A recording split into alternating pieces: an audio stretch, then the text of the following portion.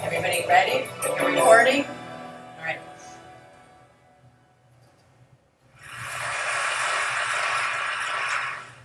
If your life were a book and you were the author, how would you want your story to go? That's the question that changed my life forever. Growing up in the hot Las Vegas desert, all I wanted was to be free. I would daydream about traveling the world, living in a place where it snowed, and I would picture all of the stories that I would go on to tell. At the age of 19, the day after I graduated high school, I moved to a place where it snowed, and I became a massage therapist. With this job, all I needed were my hands and my massage table by my side, and I could go anywhere. For the first time in my life, I felt free, independent, and completely in control of my life. That is, until my life took a detour. I went home from work early one day with what I thought was the flu, and less than 24 hours later, I was in the hospital on life support with less than a 2% chance of living. It wasn't until days later, as I lay in a coma, that the doctors diagnosed me with bacterial meningitis, a vaccine-preventable blood infection. Over the course of 2.5 months, I lost my spleen, my kidneys, the hearing in my left ear, and both of my legs below the knee. Sorry, I didn't get that. When my parents wheeled me out of the hospital, I felt like I had been pieced back together like a patchwork doll. I thought the worst was over until weeks later when I saw my new legs for the first time. The calves were bulky blocks of metal with pipes bolted together for the ankles, and a yellow rubber foot with a raised rubber line from the toe to the ankle to look like a vein. I didn't know what to expect, but I wasn't expecting that. With my mom by my side and tears streaming down our faces, I strapped on these chunky legs and I stood up.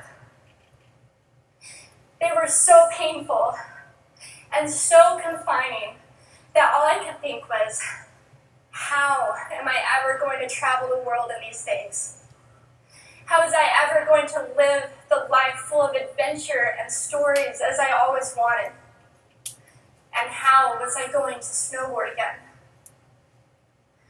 That day, I went home, I crawled into bed, and this is what my life looked like for the next few months. Me passed out, escaping from reality, with my legs resting by my side. I was absolutely, physically, and emotionally broken. But I knew that in order to move forward, I had to let go of the old Amy and learn to embrace the new Amy. And that is when it dawned on me that I didn't have to be 5'5" anymore. I could be as tall as I wanted.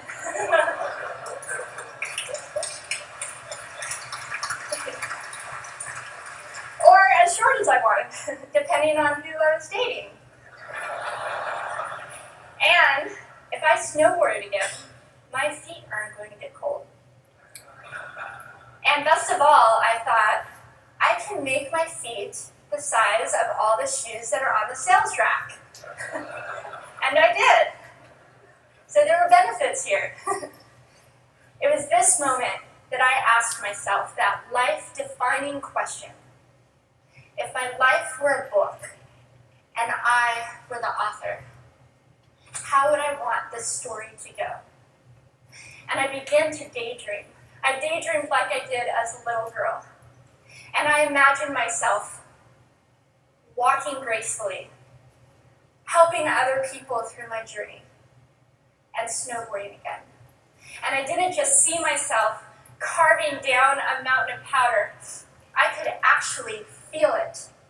I could feel the wind against my face and the beat of my racing heart as if it were happening in that very moment.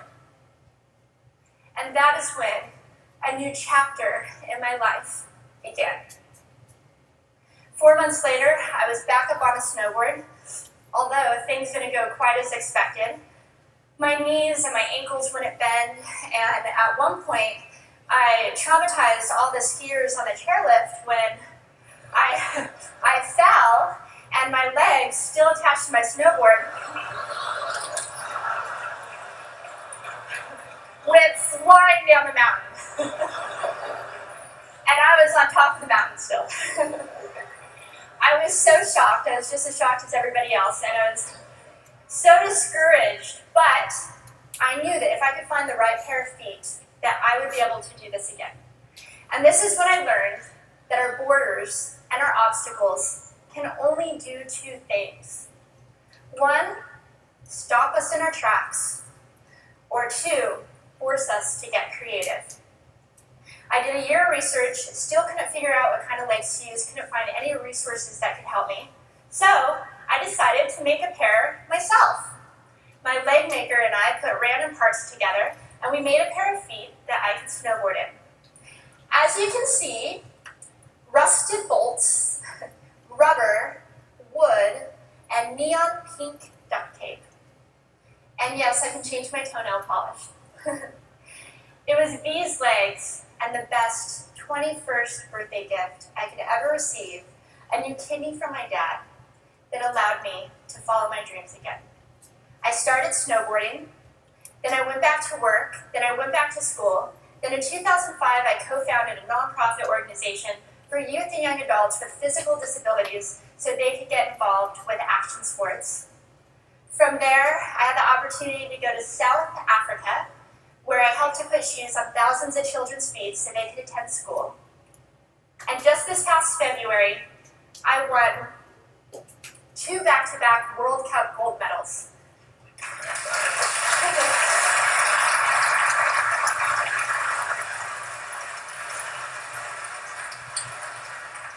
Which made me the highest ranked adaptive female snowboarder in the world. 11 years ago, when I lost my legs, I had no idea what to expect.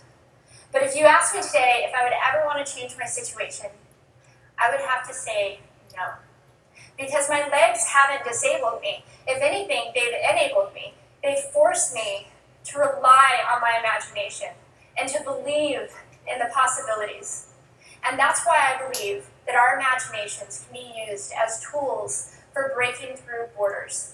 Because in our minds, we can do anything, and we can be anything. It's believing in those dreams and facing our fears head on that allows us to live our lives beyond our limits. And although today is about innovation without borders, I have to say that in my life, innovation has only been possible because of my borders. I've learned that borders are where the actual ends, but also where the imagination and the story begins. So the thought that I would like to challenge you with today is that maybe instead of looking at our challenges and our limitations as something negative or bad, we can begin to look at them as blessings.